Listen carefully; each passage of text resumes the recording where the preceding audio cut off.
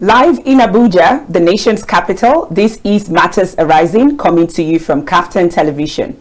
Matters Arising is the flagship talk show of the station that features in-depth discussions and analysis of topical and trending national and international issues by a team of seasoned broadcast journalists. My name is Evelyn Dan Epelle. Thank you for joining us. My name is Macauley, Hunohashi. We don't take your presence for granted. Thanks for being there. And my name is Elizabeth Sam-Sedi. You're welcome. We welcome you to today's show, which promises to be engaging, incisive, and interactive. And before we go on, I wanted to ask my colleagues who else got drenched by the rain. I thought the world was coming to an end. No, I never got drenched. I never did myself. You didn't? Where were you when the whole rain was falling and coming down? I was actually here at KAFTAN TV studios because I came early enough. And I was here when the rain started. The rain caught me somewhere at the AYA roundabout, and I got scared because it was swaying and I was driving, and I saw some videos from Lagos too. Those people were having it tough with the rains. Thank God we are not drenched, because I personally would have felt bad as one of your uncle, and particularly this beautiful hair you are putting on. Right, thank you. Oh well. And so before we introduce our first topic of discussion, let us join Sifon Umar for a quick roundup of events and happenings in the polity. This is the News Roundup.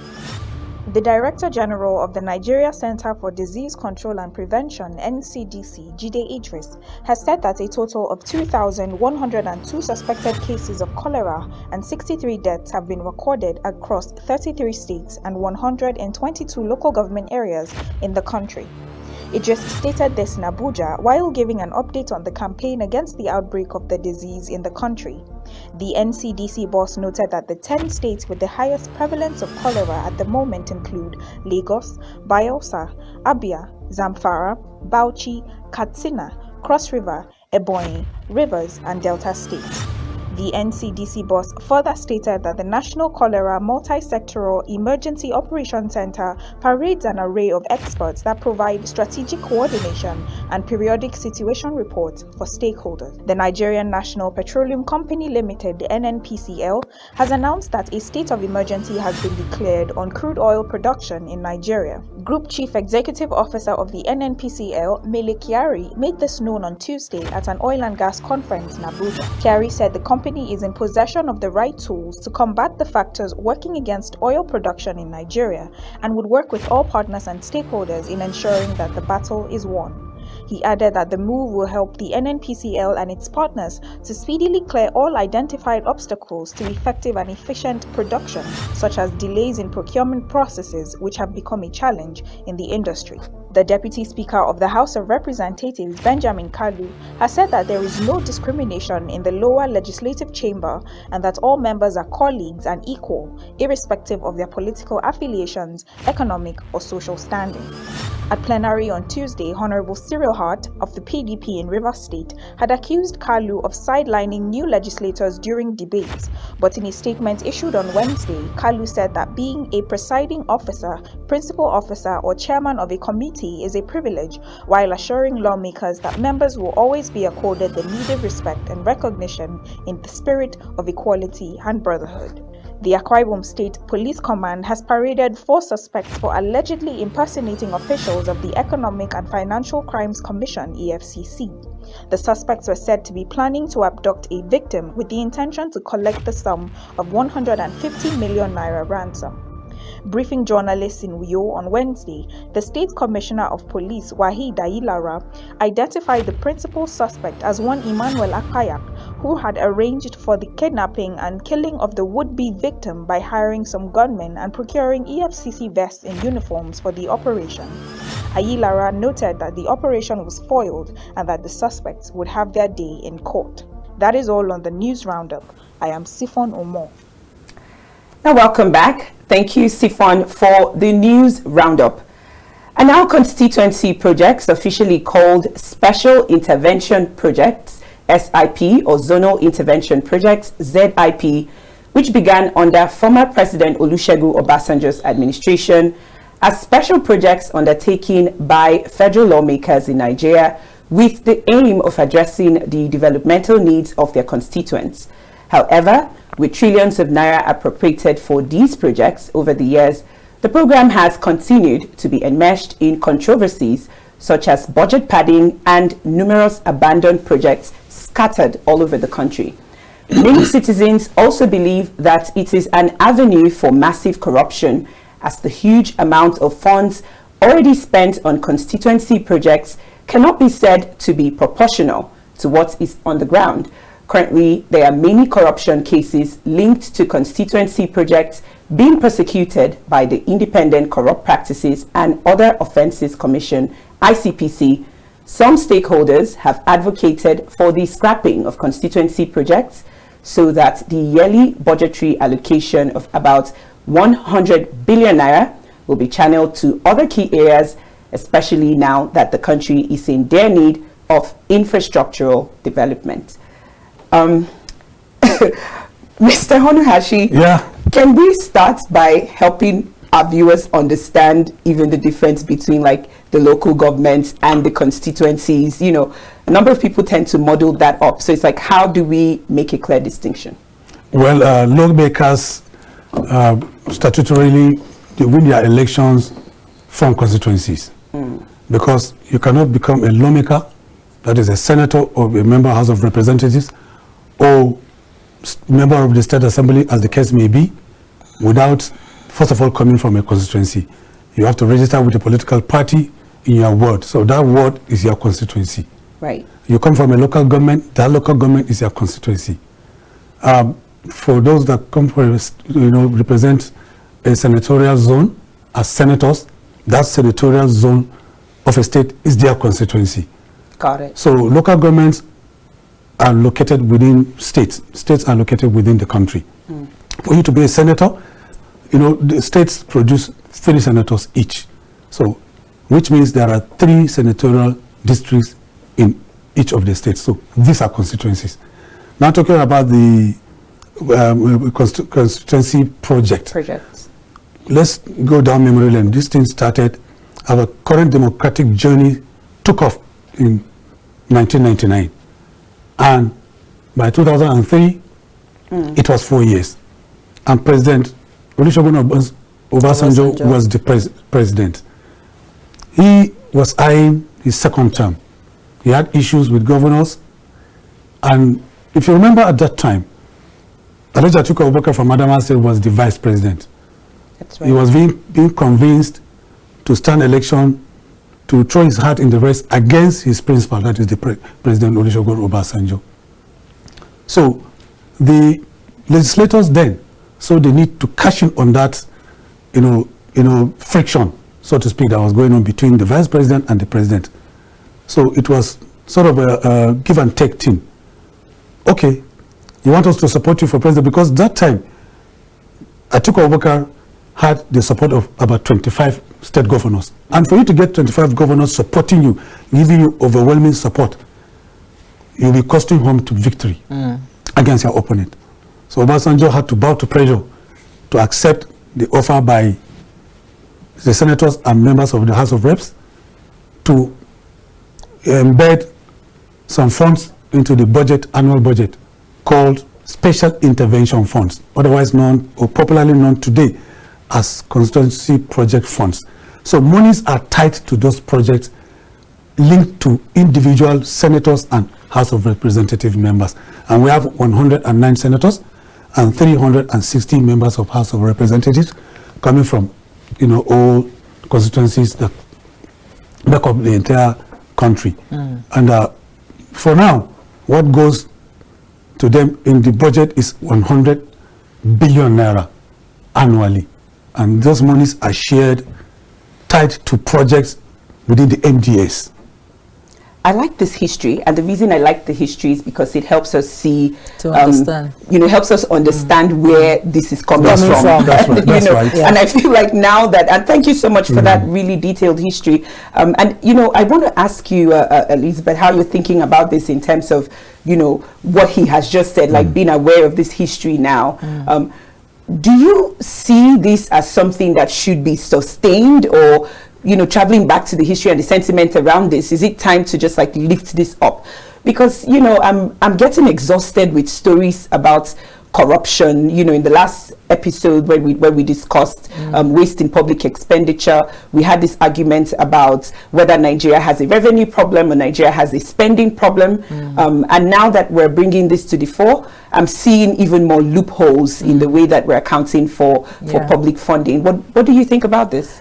Yeah, just like he has analyzed, these projects are supposed to be taken back to the grassroots to better the lives of the people. But is that what are the people really getting this value today? All right, because just like he has said from the history how it all started. So for me, it's the way at which Obasanjo used in like specifying them to say, okay, get this amount of money, go to your constituency, develop them, but at the same time, not without them getting a kind of percentage from these monies, because we all know that most of these senators and House of Representative members do not spend this whole money in these constituencies. Right. All right. They have their cuts. In fact, most of them use it in enriching themselves and their generations yet unborn, rather than spending it on what is meant to be going back to the grassroots and making the lives of their people better. So, well, somebody was asking, should it be scrapped or should it continue? Yeah. It's a good, it was a good idea, and the citizens needs to feel the government, feel that the government care about them. And these jobs, when, for instance, their roads are bad, they need community health centers, they need schools to be built and all that, they need accessible roads. When government gets all of these constructions, puts them in place, they feel, oh, we are a part of the country, all right? Our government know we exist. They remember us, they are excited, they are happy, all right? Getting all of these things. But in a situation whereby most of these contracts that are being awarded are not being completed, most of them are not even carried out, most of them are done haphazardly, most of them are poorly done. Before 2-3 months, you see that everything starts dilapidating, and the roads will, little rain will fall, every potholes will be everywhere. So they are not feeling they are not feeling that Do you know impact. that 2 trillion naira has been expended already from 2003? I want to let you know, 2 trillion naira has, the constituency project has gulped 2 trillion naira in the last 21 years. And, the way they share these monies, let's take for the Senate, for instance. There are 2 presiding officers in the Senate and 8 other principal officers. Senate President, Deputy Senate President, then Majority Leader, Deputy Majority Leader, Chief Whip, Deputy Chief Whip. There are about 8. Right. So 500 million naira is appropriated as construction project to principal officers. And then other senators, get about 200 million naira. So the way these monies are appropriated, like I said earlier, they are tied to, projects linked to MDAs through the office of the Special Advisor to the President on Millennium Development Goals. I want to pause and interject you for a little bit. I want to say that our phone lines are open, and our audience can be a part of the conversation by calling the phone number that is displayed on your screen. It's 0802993835 to be a part of this conversation. Mr. Hunohashi, every time that we're here discussing Nigeria, I still insist, and maybe I'm the lone bird in the wilderness that keeps insisting. No, you're but I see a situation where we tend to critique all of this technical apparatus, whether it is the SIP, the ZIP. The other time we talked about the need to change the constitution. We're always talking about how we can change things, asking, is it right that the presidency buys a jet and not buy a jet? But I try to bring us back to the fact that behind every idea or initiative or special intervention project or constitution is a human being who has sat down to write something. Exactly. And I think that we need the change that we desire really would come from critiquing, you know, at a human level, the Nigerian conscience. Because if I listen to what you both had to say, and I do agree with that, I think that it's more about the framing of the question, which is that should, you know, special intervention projects stay or be scrapped? Whereas I think that if we scrap the special intervention projects, Nigerians, being Nigerians, would come up with a new bundled, maybe we can call this now supersonic intervention, whatever, and that would still be a conduit for misappropriating funds. And so that's why I like to stick to the conversation about how do we initiate social behavioral change, how do we initiate systems that allows for people who steal public funding to be persecuted publicly and face the consequences of doing that, in order to rid the system of bad actors. Because if I listen to what you're saying, and this is not trying to change the course of the conversation as to should we scrap this or should we keep this, but I think it's more of, you said something that struck me, which is that some of these senators see this as a way to enrich themselves and even their future generation. So you have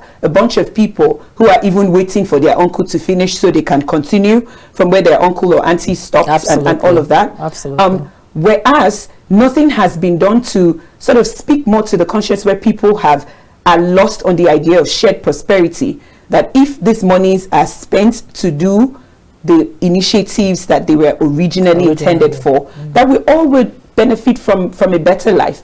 I don't know that is such an aggressive way to think about this, but you know, that's just how I'm thinking about it, that I think this is more at a psyche level. How do we help people to see that, you know, by misappropriating funds meant for these special projects, we're further pushing not just yourself and your generation unborn into poverty, but we're you know, in a cycle of very traumatic destruction of ourselves. And that's really how I see it. I think you have enunciated salient points.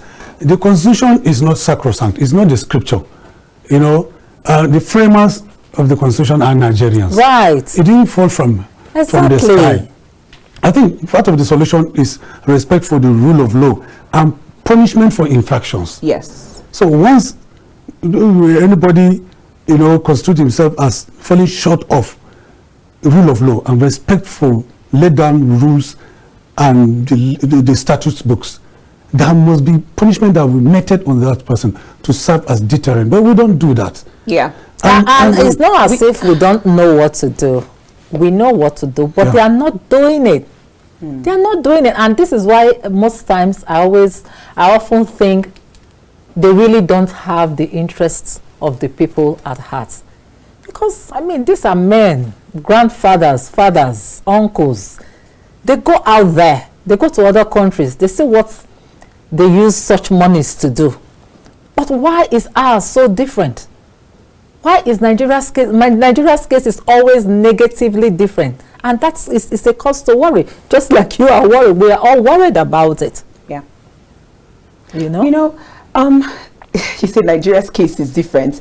I beg to differ in a way. You know, recently I was looking at the extent to which the issues in Nigeria reflects even in the other African countries. You see what's happening in Kenya, for example, about the finance bill. And, you know, when we come back to Nigeria, I don't want to blame the citizenry for, you know, the non-challenge, or what I call it, the apathy. We've seen in the past the force of resistance that can come with even agitating, or even people are actually scared at this point to even speak up about wrongdoing. And so we're left with a country that's riddled with a lot of corruption. And then there is this gap in infrastructure governance where literally nobody is checking how public expenditure is spent. And this is even sustained from international partnerships, where you have like governments, other nation states, you know, allowing Nigeria to run just as, you know, as a sovereign state and still partnering with us in our corruption. You know, so I really don't know where the intervention would come from. Is this something that, you know, would come from agitation from the people? But let me share an article I read that was written by somebody. I read it, and she was of the opinion that talking about this constituency projects and contractors not falling short of what they ought to do, not being able to complete the projects and doing a good job and all that. She's of the opinion that they should use social media, ICT, to like, she called them eye makers or something of that nature. You know, that they should be gathered so like that an eyewitness reporting? Something of that nature. Okay. Right. To go around wherever the contracts projects are being done, to like monitor, use their gadgets to like do a kind of recording and take pictures to show how we even have NGOs that do that already. Okay. Yeah, we do have some NGOs. Follow the money, connected development. Exactly. We have so I told her that the level of corruption is so bad that those same people, first I asked them, who is going to employ, are they going to be employed by the government, or who is going to employ them? And the gadgets they are going to be using, who is going to provide them for them? But and I also told her that at the end of the day, the same corruption that is running from the top will run across them. All right, because instead of them going back to reports to the to the authorities that okay, this is it, it's also local government or constituent zone, political zone and all that, so job awarded by whatever. Instead, they will go to the contractor and look for the way to settle themselves and collect money, and it will end there.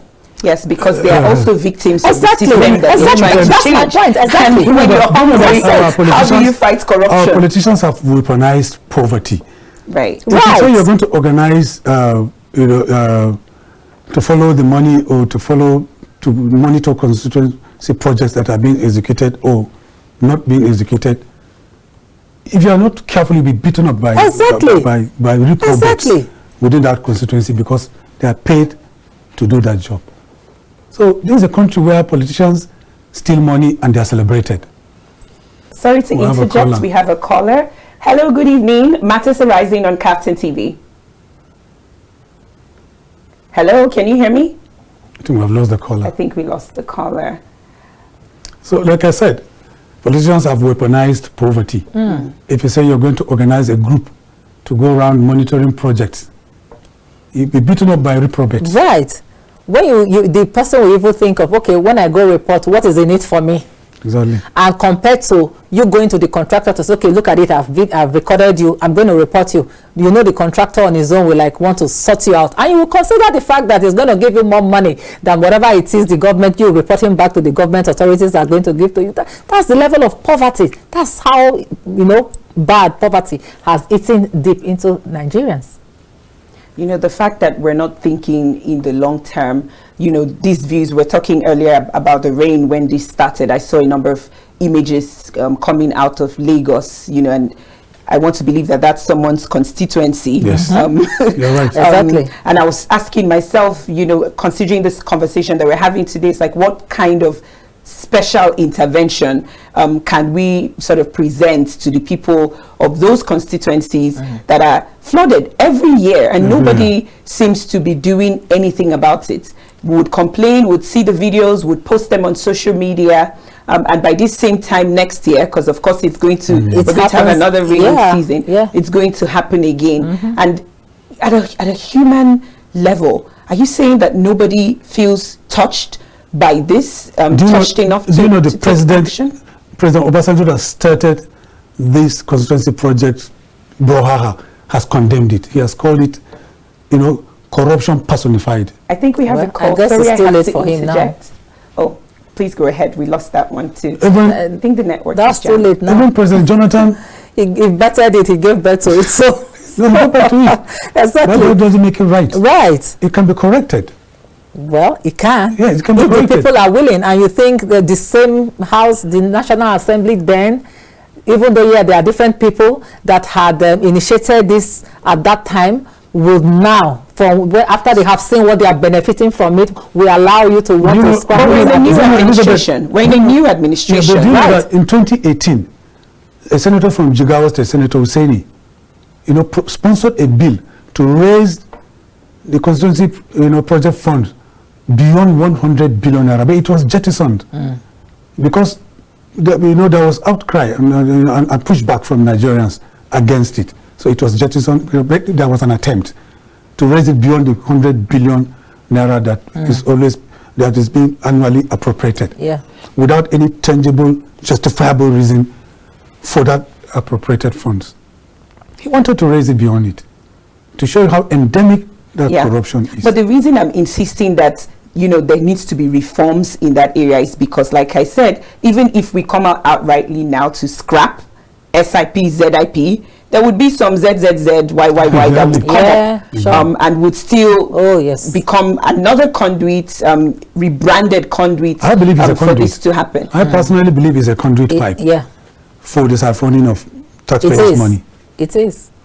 It is, and you think the president also would not want the backup of the National Assembly, that he knows that if he tries to do that, scrapping it, and he will not get hit. He'll be at loggerheads with them. Exactly. Yeah, but I think the president, we might want to speak about some of the ways that the president has responded to cases of corruption. I still remember the issue of Minister Betta Edu, when news came out about misappropriation of funding, although it's been a while now that we've heard anything about. So I was going to ask you, so what have you heard anything lately about that? I haven't heard anything about and that. The ministry as well, have you no replacements, no nothing? We're just, it's just that.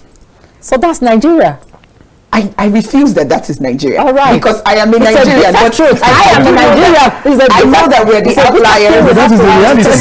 It's the reality. But I feel like when we keep sort of rehashing that becomes even the reality of our kids. Because I told you this, everything that is happening is at a psychological level. It is. And this is, I keep saying that every time we have this program, I always ask, where are the psychologists? You have always talked about value reorientation. Right. And that's always been the hallmark of your conversation. Value reorientation of the Nigerian psyche. Yes. Is when you come to talk about change of governance, you keep saying, and I quite agree with you, that it is not really the change of governance or the kind of governance system that we operate that matters. It is the people. It is the people. Right. It is the human actors. Human actors. Because they're the ones who are vulnerable. And even in with the use of technology, any good technological invention can be repurposed for bad use, depending on whoever is handling it. And I think that's the same thing that we're seeing. If you read the constitution that we have, if we go by the current constitution that we have now, and we actually deliver on the lines of that constitution, this country would actually be a great place. Exactly. So when people are calling for constitutional amendments, I think it's really an oversight where it's like they've lost sight of the fact that it's not just about changing the constitution, but changing the human beings. That will. Well, so I agree, but there are still aspects of the constitution that needs to be touched. I agree. Yeah. You said that like it was so detailed. Like, is that something you want to tell us? I think we have a caller. Hello, good evening. KAFTAN TV Matters Arising. Don't touch. Hello, good evening. Good evening. Thanks for joining us on the show. Your name and where you're calling from. Okay, I am Erasmus. From where? Erasmus, from where? Okay, I'm calling from Lagos. Okay. Nice. Let's have your views briefly. All right. The topic of discussion tonight is great, very great. I think we just have to do something about the constituency project and make sure that there is a serious level of accountability, at least. I think for now that the original purpose of getting these things to the rural areas or something is achieved, so that all the controversies will just end. And that's my contribution. Thank you so much, Erasmus. You said you're in Lagos. I hope you're not floating. All the best. Thank you. Oh, thank you. Wow, I like what he said, you know, that we should take this back to the people. And that just gave me an idea quickly that should we have some kind of accountability governance happening at the grassroots level, where it's like maybe the youth in the local government are then being charged with the task of like solving the problem. So for example, if you're in the village and you need water, or you know, water, sanitation, hygiene facilities in the village, then you know, should we send the monies to the youth leaders in the communities or in the constituencies to ensure that they take charge of the projects? Or I don't know. I feel like I want to go more into solutions. Like Erasmus said, the major challenge is the absence of accountability. Right. This idea was conceptualized because of the perceived closeness of legislators to the people, to the grassroots, because they come from constituencies. Yeah, but it's not working. It's not working. Like you said, they are the ones that's not making it work. It ought to work because they refuse to make it work. They are closer to the people, they refuse to make it work. Anyway, we would now go on a quick break, and when we return, the Matters Arising continues. We'll be right back.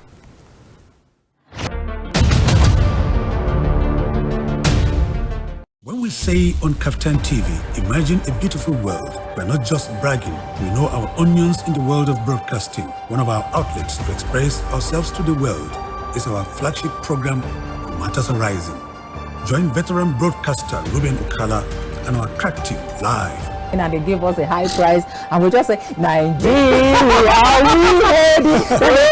As I said earlier, the lyrics is up, talking about the old new. Like on KAFTAN TV, Startimes channel 480 and 124, as well as NIGCOMSAT frequency 12518, symbol rate 29500, every Monday, Wednesday and Friday at 8 p.m. live. You can join the conversation by calling this phone number 0802-993-8365. It's dramatic and insightful. Don't miss it. Please join us.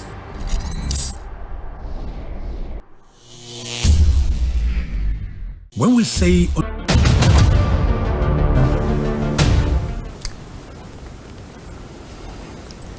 Welcome back to Matters Arising.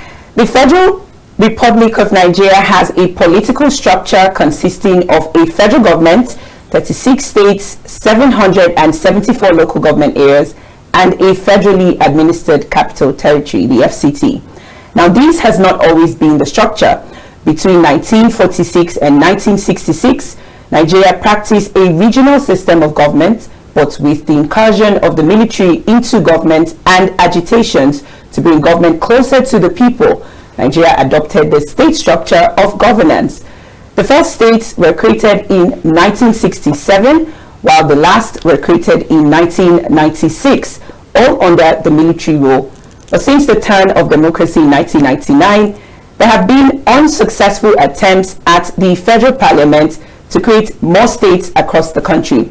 Once again on Tuesday, a bill to create an additional state in the Southeast Geopolitical Zone scaled second reading in the House of Representatives.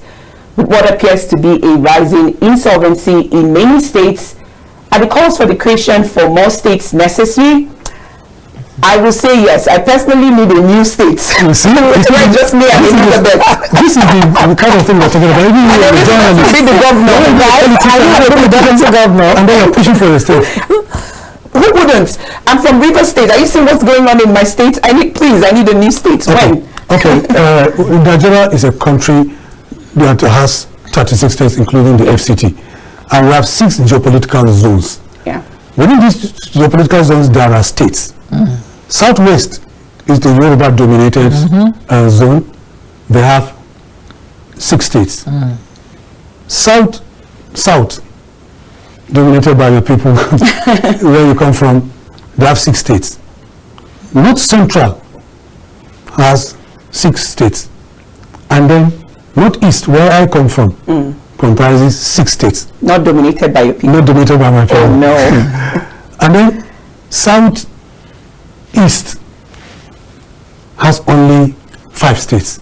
Then West, that's comprising Kano, Katsina, Sokoto, Kaduna, has 7 states. So there has been imbalance, in the number of states across the country. Right. I don't want to go into details of what created it because we didn't mention it. Now, there are agitations. The Southwest are agitating for Ogun as an additional state. Right. They said they want it to be at par with Northwest that has 7 states already. That's the Kano, Kaduna axis. Now, the preponderance of agitation is coming from the southeastern states. That's the Igbo-dominated area. 3 weeks ago, Ugochiri, Ikenda Ugochiri, a member House of Representatives representing Idiato North, Idiato South in the House of Representatives, has pushed for the creation of Ondo State. Only 3 weeks later, precisely on Tuesday, there are agitations at the Senate and House of Reps again. At the House of Reps level, there is a push for the creation of ATT State, ETITI. And then at the Senate level, the Red Chamber, the agitation from the Senator Ned Nwanko, Regina Daniel's husband, is pushing for the creation of Anioma State. And there's another push for the creation of Adada State, making the agitation for states 4 from the southeast, which means hypothetically, if they are able to get through with their push, they'll be having 9 states. And then if Southwest is also lucky to push for the creation of Ogun State, they'll be having 7. So you begin to ask yourself, why the agitation for all these states? And is it for the development? Is it for people? That's what I'm thinking of viability of those states. Right. You are pushing for the creation of states from South. I've never heard it.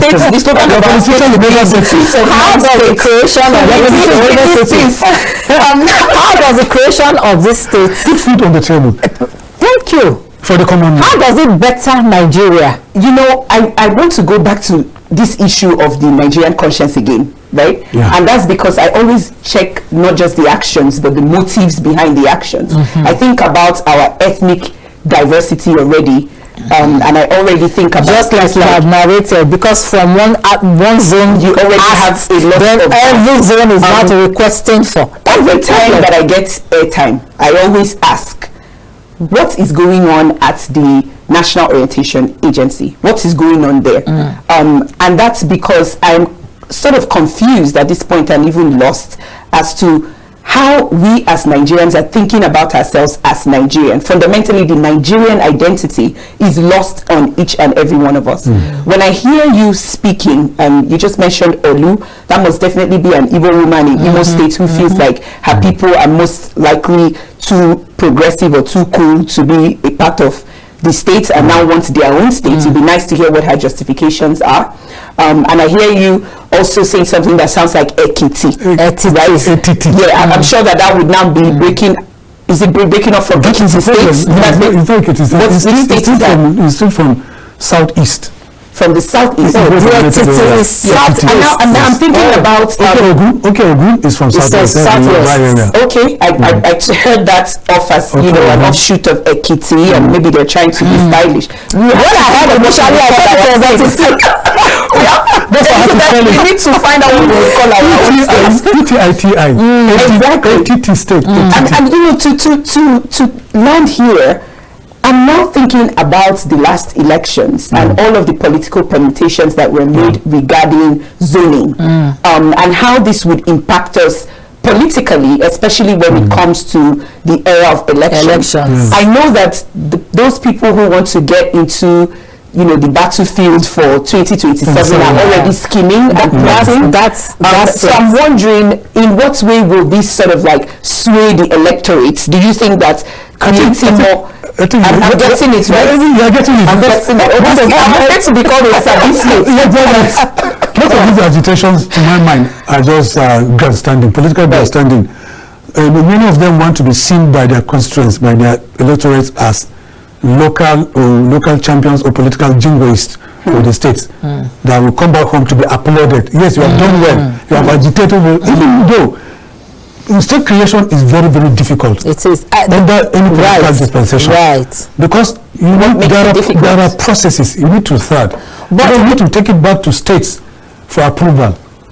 So, what about the people themselves? Is it what they want? I don't consider that. Kano State has more number than you at the House of Reps. But there's been the same nation. I think that, they don't want it. That's what I'm saying. The people, the local people, the grassroots people, is that what they want? That's not what they want. About if they are comfortable with their location? I'm sorry that I have to interject you. We have a caller. Hello, good evening. KAFTAN TV Matters Arising. Yeah, good evening. What's your name and where are you calling from? I am Wina. I am calling from Abuja. Thank you for joining us on the show. Can we have your views in a few minutes, please? Yes.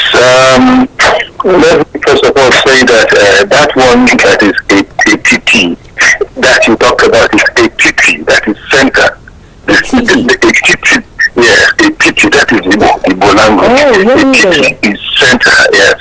So they are trying to get one to be in the center of the entire Igbo land. That's a TT. That's what that one is for. But all the same, what I want to say doesn't have to do with the name. I just to mention that. What I'm saying is that if Nigerians are to be or were to be real in all they do, especially those ones in the National Assembly, they wouldn't even need to make noise or say anything else about state creations until they settle the matter with the East. Because in the Southeast, as you have said, as Macauley has stressed, as we all have spoken there, you see that there are 5 states there. Some people will tell you that it's because of landmass that there are very few, the landmass is small, but then what about the population? It's because of the fact that we have many people in the Southeast that we're even asking for it. It's not even this landmass matter. That's number one. Number two, any state created in the Southeast will be economically viable. They can take care of themselves. Because when you're asking for state creation, you think of these things like, is there any viability? Can they handle it when it is given to them? And things like that. There is no place, no matter how small the space is in Igbo land, if you create a state out of it, it will be economically viable. Because we know that the Igbos know how to make that money and to take care of themselves. These ones that are even shouting that, like the ones in the north that are 7 states there, if you still go there, the people that are still helping them to develop, apart from them and every other state, they are still the Igbos. So let's be honest with ourselves and grant these states to the Southeast and let every other matter be kept for a while.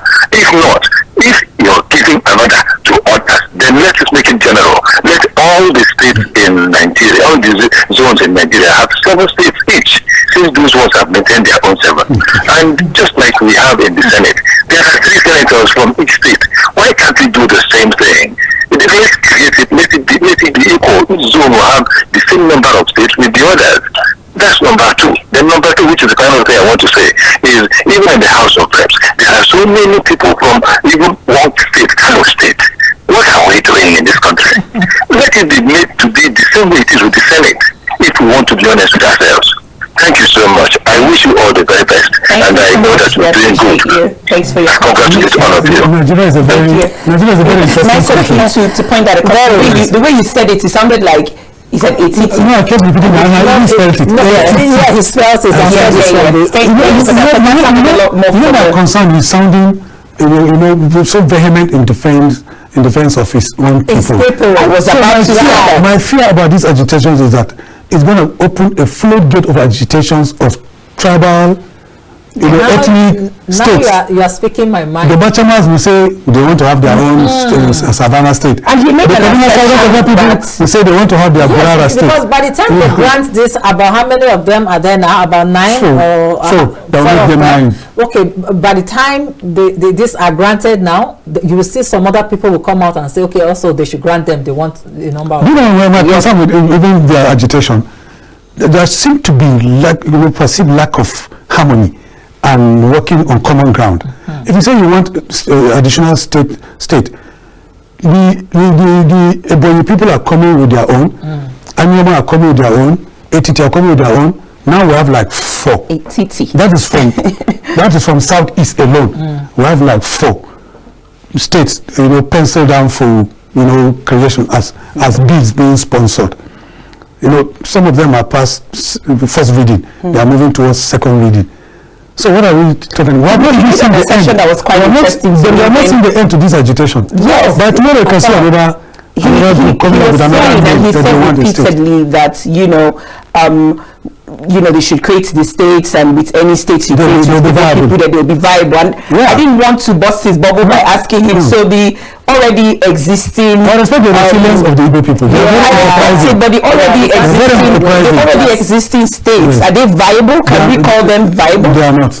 Okay, so if they are not viable, how does creating new unviable states? Let's assume hypothetically you create 4 additional states. Right. The revenue accruing from the center, where they want to collect revenue, the revenue accruing from the crude oil, will be shared amongst 9 instead of 5 that they are being shared. And then you are not creating a new land from somewhere. You carve these states from the existing local governments and create another state, which means you are reducing revenue from those existing states. So revenue is being reduced from these states that are currently existing. It's not just about creating them. Exactly.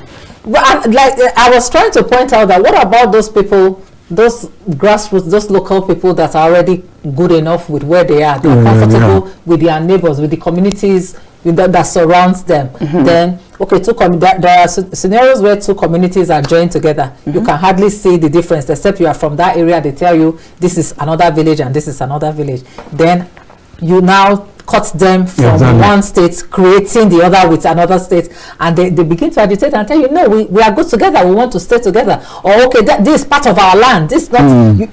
You start having. I think she's pointing more to the concept of deliberative democracy, where we have to involve people in the decision making, and maybe ask people, do you want a new state? That's what I'm talking about.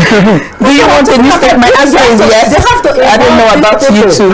You have to involve these people to ask them. Of course, I need a state. Just to yourself or with your people. My people need a state. Mr. Hunohashi, what type of state are you envisioning, and why? Why do you want a new state? I know that states are not viable. The current states are not, the present structure that we have are not working. So to talk about states, we are in an economic crunch. For you to begin to talk about creation of additional states, to me, is uncalled for. If the present structures are not viable and not working, so why do you think adding to them? Maybe this a way of these agitations are not predicated on development. They are not predicated on the need to provide expectations of good governance, or what is commonly called. It's political. The agitations are political. Right. They are not, predicated on the need for the provision of expectations of good governance. My people to live better. That's not what they are concerned about. Like yes, you've rightly said it's political. It's for them to lure people to vote them back for 2027. You have done well. You have spoken well about our people. You want us to have our own state. So we are going to re-elect you so that by 2007 you will continue with it until we have that state. Exactly. But Mr. Hunohashi, Madam Elizabeth, I wanted us to sort of correlate this to even the previous conversation that we were having about constituency projects and misappropriation of funding. They are linked. I know that they are linked, but now I'm also trying to stay on the positive side by, like, if we create new states, just like you've pointed out, that geographically that would not really make much of an impact in terms of it's still the same land, but now there's a new mindset that, okay, I'm from a new state and I'm now foreign and you're not. I'm also thinking of how that would impact the sharing of this constituency funding, whereas that the new states would now have like a renewed mindset to approach their constituency projects and programming. Don't you think that that might be, because I believe that, when anything is new, there's like this renewed vigor that comes with wanting to prove that, creating their new state was worthwhile, and they'll probably start executing on projects within that geographical area. I mean, I want to look on the bright side. I don't know how you're thinking about this. I've not seen any sunny side of life here with regards to what you talked about. But, it's easy to create states under the military government. I'm not an advocate of military. The worst democracy is better than the best military government. But it's easy because with military fiat, there was no parliament, a military president or head of state will wake up in the morning and see the need for him to create and make a decree. Yeah. Like the 12 states that we had, it was Decree 34 under Ironsi, you know, of late memory, of blessed memory. And but it's difficult for you to push for the creation of states in a democratic government because of the process is so difficult. Like the last caller, are doing it now. The last caller said, no, they're just, I told you, I said they're just grandstanding. You will see, between now and 2027. Are you trying to discourage Elizabeth? I'm not discouraging her. I'm not discouraging her. I'm just being realistic. The last caller that called, the Igbo guy that called, do talk about the viability of the state if they are created. Yeah, I love his optimism. I'm not a pessimist, and I would like him to have his state, but it is difficult for you to create state under a democratic government because of the process. He also mentioned that why should Kano have 44 local governments? And they are represented by the House of Representatives. If Kano representatives say, if you don't lobby very well for them to agree with you, they will filibuster your proposal or your bill. It will not scale. The highest your bill can go is first reading, or they can knock it off at second reading. These are all alignments, political alignments. Yeah, I know that we cannot see clearly now. It's quite interesting too, because I'm thinking about this within the context of elections. I think the agitations will continue. If you want to start agitating for it in a very, very, democratic manner. I'm thinking about it in terms of the math. You know, even winning an election, at the presidential level, there's a mathematical permutation about how many states you're going to win. 2/3 of the states. Yes, you're right. Go ahead. And now I'm asking myself, will creating new states change that permutation? It will change it. Right. It will change it. It will change the demographics. It will change the delineation of the constituencies. Because when we create additional states, there will be additional local governments. Like the Anioma, they're talking about 11 additional local governments. Although they're talking about, I think, 29 local governments. And currently we have 774 local governments. So add 29, add 11. And the other local government, we're not even talking about the Ogun state from the southwest. You add their own local government. So there will be delineations and there will be constituencies. There will be wards, new wards will be created. In my state, in my local government alone, we have 10 wards. In my federal constituency, we have 30 wards. Then you can imagine we have about 270 something wards in Adamawa state.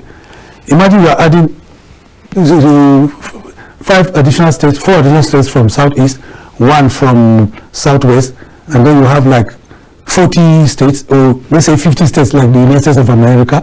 They will come along with additional local governments, additional wards, additional polling units.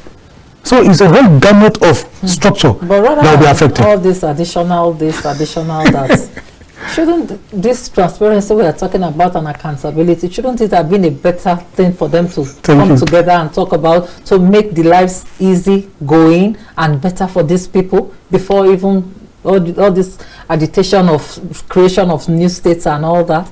I think these are responses to the stresses and strains that are in the politics. Right, they are responses. And I feel like when people are scared or even afraid, they tend to just come up with anything, because any kind of activity would then convince them that there is hope, because when you're doing nothing, then it means there is no hope. And I feel like, yes, I know he's saying that it's difficult, and we're not speaking more to the positive sides of this. I still see Nigeria as a very big geographical space that can be difficult to govern by any one single person. It doesn't matter how liberal you are. At the end of the day, I think that everything has its pros and cons, and it would be nice to see what kinds of benefits can come from here. I think we have a caller. Yes. Hello, good evening. KAFTAN TV Matters Arising. Yes, please, I know you're about to conclude. What I want to say is, let's not scrap that constituency thing. It's still good. The only thing is, just like Epelle said, let there be perfect accountability as far as that constituency projects are concerned. Thank you so much. God bless all of you. Thank you. Yeah, I like when our callers like that. Yes, I don't believe it should be scrapped as well. I think they should just do what's why there are agitations for states? It is predicated on a cliche, a word that has become like a cliche in Nigeria, marginalization. People feel marginalized. Right. Like this, the last caller before this one, they talk about, he made an example, I don't want to keep repeating it. It was at the risk of sounding like a broken record. Right. He mentioned Kano. Why should Kano have 44 local government? Where he comes from. Right. Where you come from, I know the number of local governments, you have 21. I have 21. So people feel agitated. They feel marginalized. That's why they are agitated. Until and unless you address imbalance and lack of equitable distribution of structures, you will continue to have this kind of agitation. The word agitation has also become derogatory in Nigeria. Yes, there's nothing wrong for you to agitate. Balance, just like when you say you are agitated, because of Niger Delta, people think when you say you are agitating, it becomes, there is not a derogatory word, at least you say, it's an instrument of, checks and balance. Checks and balance, that's it. Checks and balances, accountability for good governance, searching your conscience, and ensuring that democracy works in favor of the people. The stress and strains that we're seeing in our country today really stems from a place where, we have leaders that assert themselves as democratic, whereas, the dividends of democracy is lost on the people. This is how far we can go with our package tonight on Matters Arising. We thank our viewers and callers for making the program interactive. And on behalf of our producer, Ruben Okala, and the entire production team, I remain Evelyn Dan Epelle. Good night and see you next time. My name is Macauley Hunohashi. It's been my pleasure to be with you tonight. Good night. And my name is Elizabeth Sam-Sedi. Have a peaceful night rest. And as we say on KAFTAN TV, imagine a beautiful world. Beautiful.